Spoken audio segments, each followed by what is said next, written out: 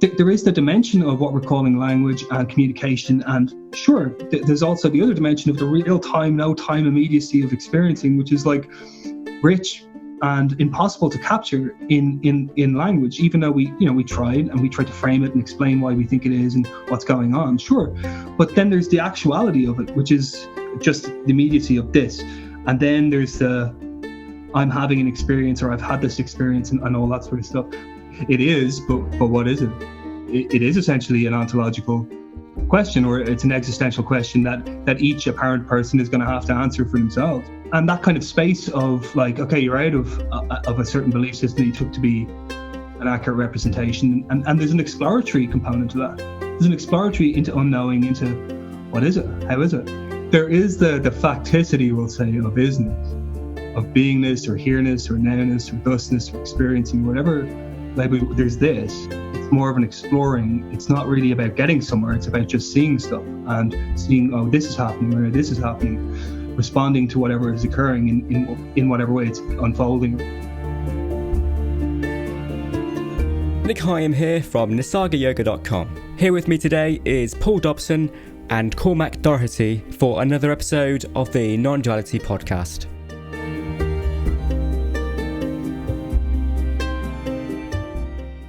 We're just exploring reality. That's all we're doing, is just talking about this. And we try to explore this and see what this is all about, really.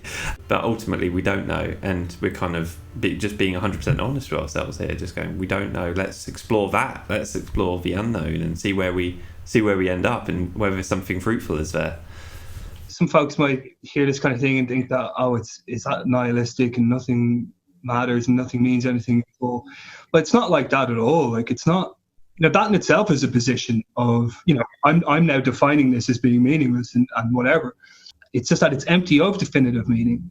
Rather than trying to landlock yourself and limit yourself into a position that either you have defined into existence or you found somewhere else from some other system that's told you, hey, this is what it is, and this is the way, this is like, because let's put it this way, right? You could read all kinds of existentialist philosophies, or you could read all kinds of esoteric systems, and yes, they're going to have views, and sometimes they'll have conflicting views or contradictory views, even within the system themselves, So rather than you can explore them, absolutely, explore them, have fun with them, but also just not getting tied down to any of them, just being open to it, and you can appreciate why systems like, Majjhimika, middle way stuff, or even, I think was it the skeptics in Greece? I mean, they have a lot of similarities of folks having discussions like this, where they just say, well, there's neither meaning nor absence of meaning. They just don't land anywhere. They just kind of go, well, you can't say definitively which one it is. Or, I think we kind of touched this last time about getting into the whole real, unreal thing. It's the same thing with meaningful and meaningless. It's the same, you can't definitively pin down. So rather than, and this is just my sense of it, I'm not saying other people, should agree with this, whatever, but my sense would be having an opening where you're not restricting yourself and now having to defend and promote a certain position, just being open and see where that goes. Yeah, you can dress up experiencing reality in so many different ways, can't you? Fundamentally, it's this right here and now, isn't it? What is needed to get here to this direct here and now, this is experiencing. Maybe it seems as if something is required, and if that appears within experiencing, that's what appears. If we're honest with ourselves, we can't say what this moment is.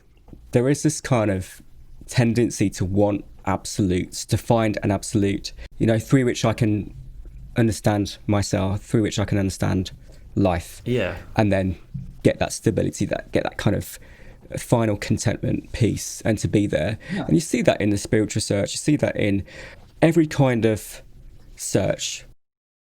Yeah, there's the fun of exploring reality, and there's the fun of and in a sense, all of our systems and disciplines, whether they're scientific or philosophical or religious or whatever, are just explorations of reality, But the idea that we have to somehow conform to one of those, or that one of those can explain reality, and then we've all got to follow that person who said this and that. That's where it gets kind of a bit, for me, like I'm not I don't really subscribe to that. I'm interested to hear. I'm always interested. My attitude is sort of tell me more, and I'm interested to hear. But I don't come away kind of thinking, oh, this person absolutely has figured out reality, and I need to do what they've told me to do. So yeah, that's where the problems start, isn't it? That's when you get into weird, patterns of relationship and projecting knowledge onto people and projecting knowing onto people, because in a sense that's kind of covering up the unknowing, or if you want, the fact that you can't, nobody can. It's inexplicable. There is the dimension of what we're calling language and communication, and sure, but then there's also the other dimension of the real time, no time immediacy of experiencing, which is like rich and impossible to capture in language, even though we tried to frame it and explain why we think it is and what's going on, sure, but then there's the actuality of it. It's kind of beyond any ideas we say about it. It's the strange thing about it all. It's completely in your face, yet there's nothing I can say. Yeah. It's like reality is resonating within itself just because it enjoys kind of talking about itself. It's like it's utterly, and it would seem utterly in love with itself. Yeah. It would definitely have a tendency towards wanting to know, like, absolutely.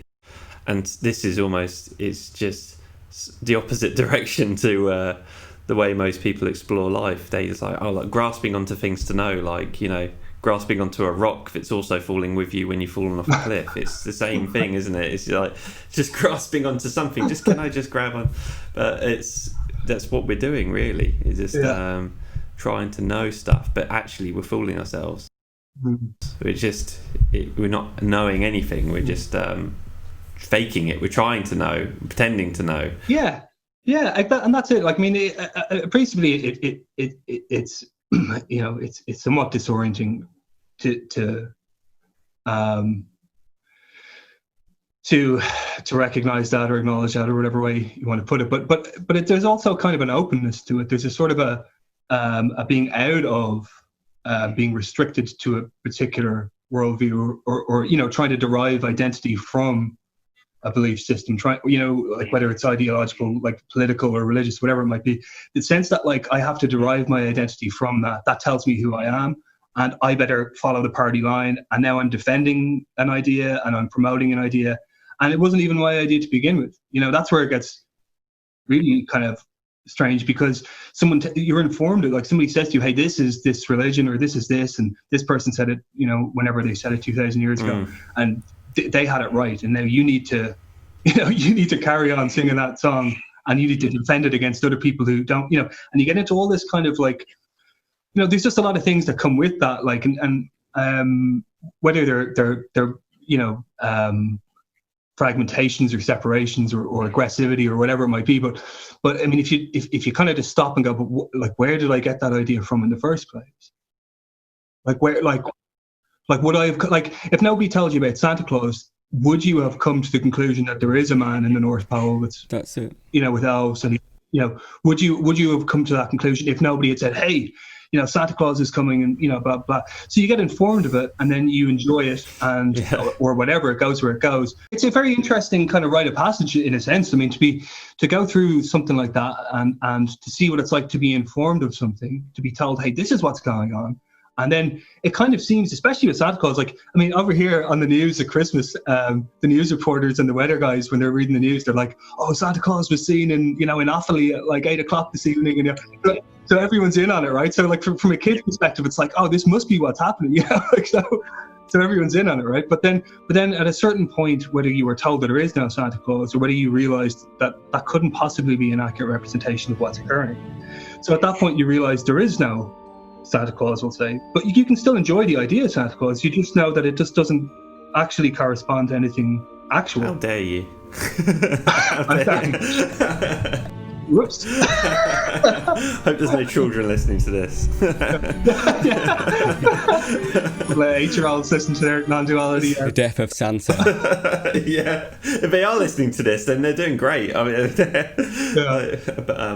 but yeah, exactly. Santa Claus is like the tip of the iceberg, isn't it, really? That's kind of the clue that we're being indoctrinated, like, into the human condition. But I mean, the question is it any different from being told any other kind of ideology or whatever? I mean, if enough people believe it, sure, it seems to be an accurate representation of what's occurring.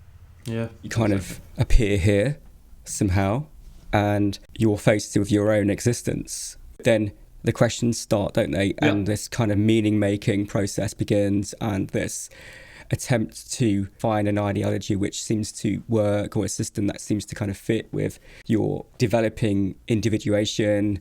And it seems as if we kind of just amass all this stuff so we can belong in this existence, which seems to be fundamentally impossible to work out. Doesn't matter how many why questions we ask, it's impossible to find an answer to those questions, because actually maybe there aren't any, maybe. Yes. But yeah, it's that kind of existential realization. Oh, I'm here. I'm alive. It seems to cause this endless search towards trying to kind of fill in those blanks. Yeah, it's like it's like reality is the koan. It's like it's the question and the answer. It is, but what is it? And that's this is something I think that's a good point there. You were talking about. This is essentially. I mean, it may sound highfalutin to some people, but it is essentially an ontological question, or it's an existential question that each apparent person is going to have to answer for themselves. Because, what are the options here? Like, somebody tells you, somebody says, "Oh, this is what you are, and this is what's going on here, and this is what you need to do," and that's it. And if you have any more questions, come back to me, and I'll tell you the answers. So you can go down that route, or you can go down a different route and kind of see that, well, at a certain point, you find nothing but answers. You find nothing but different views. So maybe that's what's that saying. Well, maybe like, how would you describe it if it was up to you? If it was up to you to describe it, how would you? Yeah. If nobody had said to you what this is, like, how would you describe it? And that kind of space of like, okay, you're out of a certain belief system that you took to be an accurate representation, and there's an exploratory component to that. There's an exploratory into unknowing, into what is it? How is it? It is. I mean, maybe it's hard. It's hard to phrase this, and there's no right way to say this. But I mean, there is the facticity, we'll say, of isness, of beingness, or here-ness, or now-ness, or thusness, or experiencing, or whatever. Like there's this. Human beings seem to crave meaning. This orderly universe that seems to make sense, that is predictable, that there's some kind of continuity, and that the universe will kind of cooperate with your will, your desires, your needs, and etc. It's just an endless search, isn't it? It can seem like restlessness. Yeah, I mean, some folks have said it that this kind of idea of desires to desire, like it doesn't hit anywhere, right? Like it doesn't want to land anywhere, metaphorically or poetically. But the idea that there's a sense of ongoing kind of searching, but I mean, maybe it's the way we frame it to ourselves. Maybe rather than a searching and a seeking, maybe it's a kind of an exploration. It's more of an exploring. It's not really about getting somewhere. It's about just seeing stuff and seeing, oh, this is happening, or this is happening. Responding to whatever is occurring in whatever way it's unfolding, or whatever way you want to put that. But there's that sense of do I need to arrive anywhere? Where would I arrive? Like, where have I ever arrived? Like, I'm here talking to you now. I mean, like, and we don't have to get too kind of philosophical about it, but just phenomenologically, like just experientially, where do you ever arrive? It is unresolvable. It is ungraspable. It is indefinable. It is impossible to kind of pin it down and to conceptualize. Yet we do try, or yet there is the experience of trying, but hold it all in a very light way. Just be playful with it all. It's a recognition and the commentary of what is already the case, and that can seem experientially like letting go. Yeah, like we're always here now. This, sure, but here now this is always changing. So like, where is the arrival at somewhere where you go, oh, that's it, it's done, figured it out. My body's gonna stay like this forever. Everything's gonna, it's not like that. It's like, there's going to the job, and then maybe the job is terrible, and then there's leaving the job and finding a new job, and then there's getting a house, and then maybe there's selling the house, or maybe there's getting married and then getting divorced, and then there's this, and then it's always now what. It's always just moving on, and there's no arriving anywhere. And yet the whole time we convince ourselves it's going to stay the same. This imaginary sort of consistency, this continuity of how things are occurring, seem to be occurring right now, and that they're never going to change because they seem solid. But as it is, if you really look at life, it's constantly changing every second. There's no way anything can stay the same, because that's just not it. The universe has never functioned that way, and it never will function that way. So it's experiencing is primary. We'll say that there is isness, or there is beingness, or suchness, or whatever kind of term you want to use. Something is happening, whatever term you want to put, but that is without identity, if you like. But in the absolute kind of immediacy, experiential immediacy, we'll say it's just constantly moving or shifting or changing or morphing. I mean, we don't even have language to properly describe it. I mean, we can talk about linear time, we can talk about no time, we can talk about, it's arriving and departing. We can put it all these ways. The kind of claims that we're used to making and the way we speak about experiencing, like I'm having an experience, like that's kind of already secondary to the fact. And people like Nisargadatta Maharaj, they'll use these kind of terms. They'll say prior to the, prior to that sense of claiming or ownership, there is the fact of, there's always this, just the immediacy of this. And then there's the, I'm having an experience, or I've had this experience, and all that sort of stuff. Can you find an experiencer in there? The experiencer itself is another experience within the ever-shifting flow. Yeah. This is where it all is. This is where any experience is going to be found. It's going to be found here. It's all going to be found here right now. Yeah. Because there is only this constant, stable ground of experiencing, which is also ever-shifting, dynamic flow of experiencing. It's only ever going to be found here and now.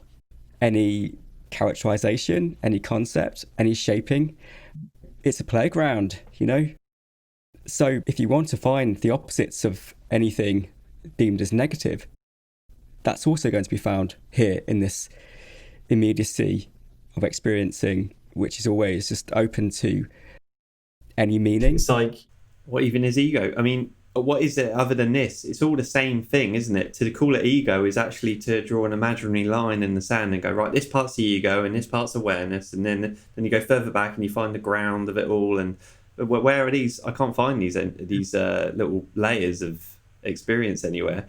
So to call it ego is almost to reify it. And that comes up within experiencing, as you say. I mean, all of that is part of the functioning of, comes with experiencing, comes with whatever this is. But yeah, experiencing, I would say, is as primary, in the sense that, like, what's outside of experiencing?